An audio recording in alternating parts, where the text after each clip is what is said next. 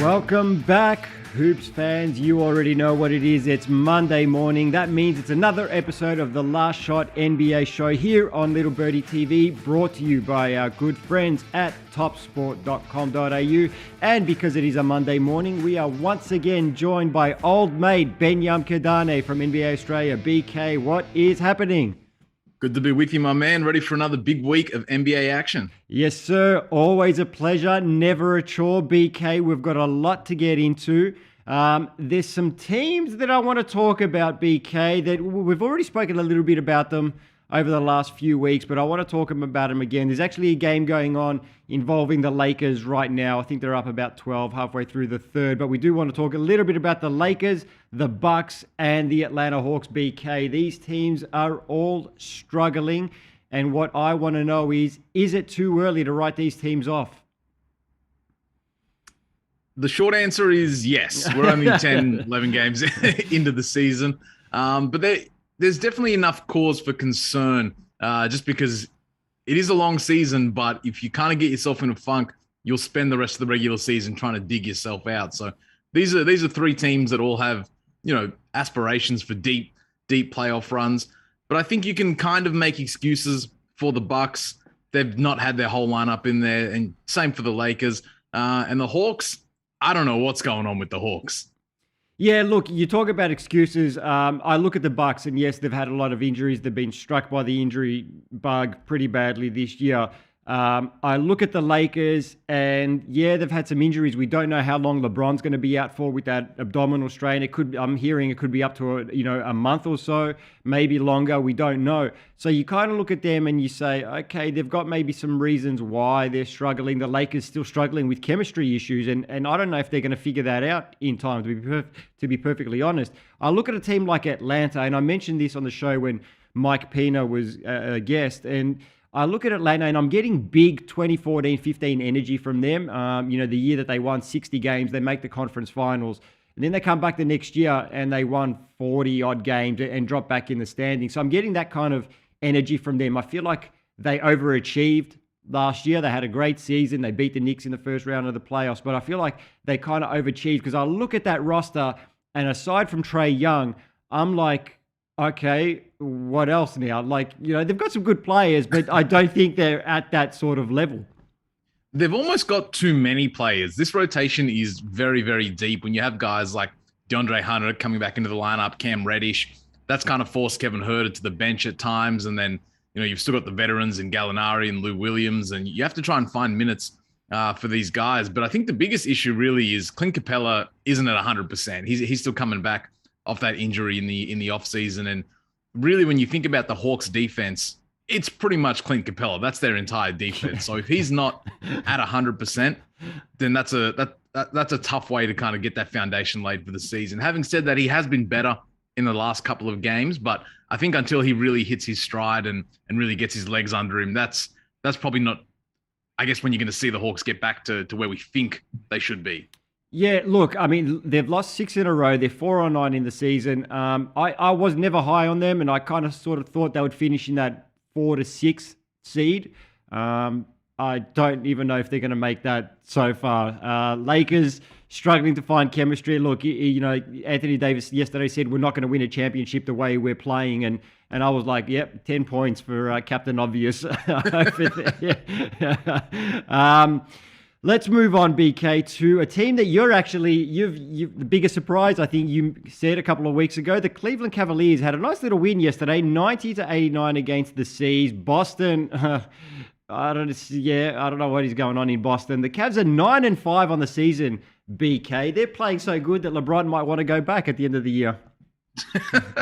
When you look at these rosters, the Cavs definitely have a lot to offer, but you're right. I called them as a surprise team of the season at the start, but I don't know if it's a surprise anymore because these guys compete every single night and they play defense, which for a young team is especially impressive. And two of their nice young pieces in Evan Mobley and Jarrett Allen, they're partially responsible for that because they They're both top 10 in defensive win shares. They're just affecting the game so much from the defensive end. And when you throw in guys like Ricky Rubio, who just is good wherever he goes, this is kind of the perfect situation for him, especially now that Colin Sexton's going to be out for a couple of weeks. I think he's out for 4 weeks with that meniscus injury. So having a guy like him running the offense next to a guy like Darius Garland, who just seems to get better every single game, they just have the right kind of pieces and they're playing defense. That's what really stands out to me.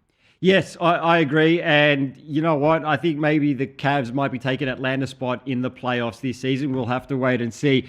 Another team that is on fire at the moment, BK. And last week I actually said Utah was probably the second hottest team in the league behind the Warriors. And of course I cursed them. They've lost 2 in a row since I said that. But the Los Angeles Clippers are on a 7-game winning streak, 8-4 on the season, 5th in the West.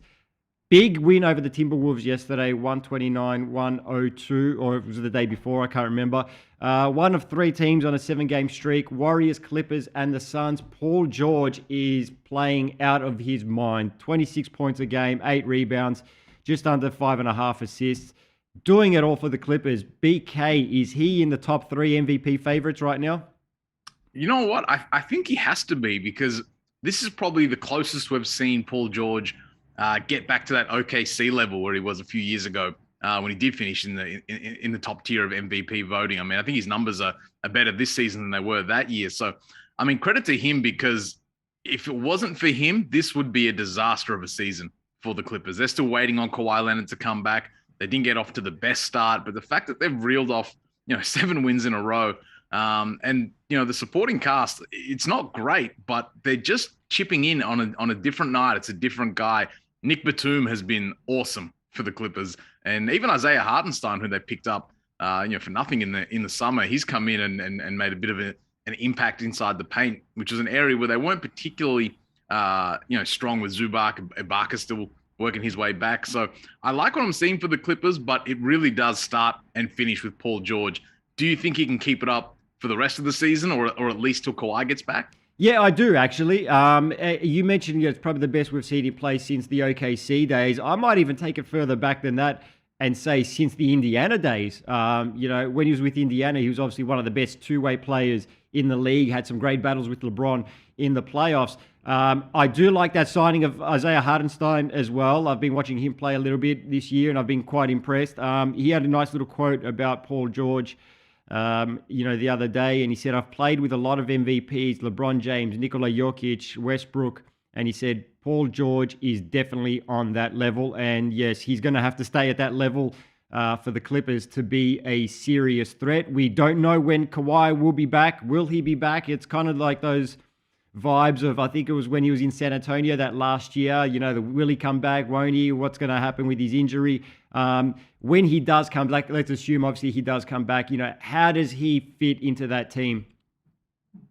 Well, I think it just alleviates a lot of the ball handling duties from Paul George. And that's something that Paul George has gotten a lot better at. I know he worked with Chauncey Billups last season when he was an assistant coach there, just about, reading defenses, running the pick and roll. And you see it now. Paul George is kind of the de facto playmaker.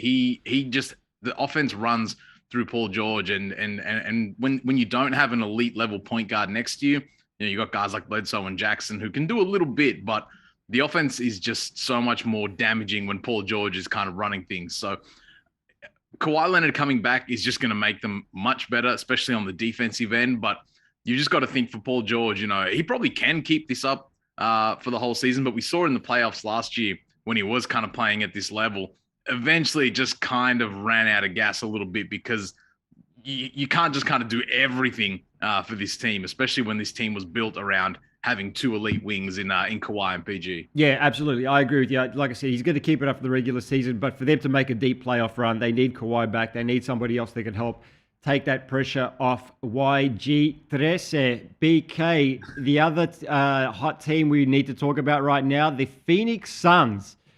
They got off to a little bit of a shaky start this season, didn't they? But like I said, 7-game winning streak. Have they figured it out right now? Frank Kaminsky has figured it out. I don't know what's gotten into this man. He stepped into DeAndre Ayton's role, and I think they're 5-0 without Ayton, who's out with an injury at the moment. But Kaminsky's hooping. JaVale's been nice. Chris Paul he's putting up 11 assists a game, leading the league in year 17. So the Suns are rolling right now. They're fifth in pace. I think they're third in points per game. The offense has really just kind of clicked into gear, especially over this last week. So, once they started 3 and 4, I was a little, I don't know about the Suns this year. Is it a little bit of a finals hangover? But they've dusted themselves off pretty nicely. Yeah, I mean, I was looking at the Suns, and I was a little bit like that to begin the season. Then they had a couple of nice wins, and I was like, maybe they could be, a serious threat in the West. Because I looked at last season as sort of the perfect storm for them as well. Lakers, they beat the Lakers fair and square, but the Lakers were injured pretty much the whole season last year. And the West kind of opened up for them last year, and it was a bit of a nice run through to the NBA Finals. Given everything that's going on in the Western Conference again this season, because I mean, the Warriors are probably the clear-cut favorites at the moment, but is the West opening up again for Phoenix to make another run? Oh, absolutely. I mean, like you said, the teams we kind of thought were going to be there aren't really putting it together just yet. With the Lakers, the Nuggets obviously have their injury problems with Jamal Murray and Michael Porter Jr. as well. So I'm very high on the Warriors, but I need to see more of them over the next few weeks away from Chase Center. They had a very friendly start to their season with a ton of home games, but I think the Phoenix Suns are right there. They kind of had that burning in the back of their minds. After they lost in the finals last season, and you don't forget that. You kind of have to get that out of your system. So I expect them to make a very deep playoff run again this season. Yeah, 100%. And a quick shameless plug there. We've got a nice little story on NBA Australia website about the Golden State Warriors homestand. They were 7-1 in that homestand. They've got a 4-game away stretch coming up, beginning with the Brooklyn Nets. So we are going to see what the Warriors are made of, because they had, I don't want to say an easy home schedule there, but the games were definitely in their favor to win. They didn't play anybody good. Let's be real. Listen, but you can only beat who's in front of you, right? So they've beaten those teams. We'll see what they're made of, and then obviously once Klay Thompson comes back. BK, let's take a look at some games coming up. We've got the Nets and the Thunder. Brooklyn Nets, clear favorites here, $1.24. Thunder, $4.40. The line's at 9. The total's at 216. Josh Giddey, he's been playing quite well, quite impressive, but I think this one should be an easy win for the Brooklyn Nets, BK. Hey, look, the Thunder are rolling right now. They got 4 wins on the trot, but I think that probably comes to an end today against KD and the Nets. Yeah, I think easily too. Next game, we're going to take a look at the Golden State Warriors at the Charlotte Hornets. Now, this is going to be an interesting matchup because I think the Hornets are quite fun. Golden State, $1.48. Charlotte Hornets, $2.77. The line's at 5. Total is at 227.5. BK, you know what? I think, I'm going to go with the Warriors. I like the Hornets, but I just think the Warriors are rolling too much right now. Yeah, this is going to be a must-see League Pass game. This is 2 of the funnest teams in the league right now. But just after I said we need to see more from the Warriors, I think we'll probably see that today. That's going to be a tough test for them. The Hornets are a good team, but I'm a roll with Steph and the Warriors. Yeah, I'm rolling with Steph and the Warriors, but I do think Steph and LaMelo Ball is going to be a fun matchup. And then the last game we're going to take a look at, BK. We've got the Bulls at the Clippers. The Bulls coming off being spanked by the Warriors, actually, on Saturday. The Clippers, $1.61 favorites. We've already spoken about them and how Paul George is rolling right now. Chicago Bulls, $2.42. The line is at 3.5, and the total is at 217. I'm going to go with the Clippers. They're rolling right now. The Bulls have been good, but yeah, they got spanked the other night. They're on a road trip at the moment, and I'm going with the home team in this one. Yeah, I think it'll be close, though. I think this will be a pretty close game, but just the fact that the Clippers are at home, they had a pretty easy win yesterday over the Timberwolves. So let's keep the streak alive. Yep, I'm with you on that one there. All right, BK, that's all we've got time for today. We'll, of course, be back on Wednesday. We've got a very special guest lined up. And BK, we'll see you on Friday.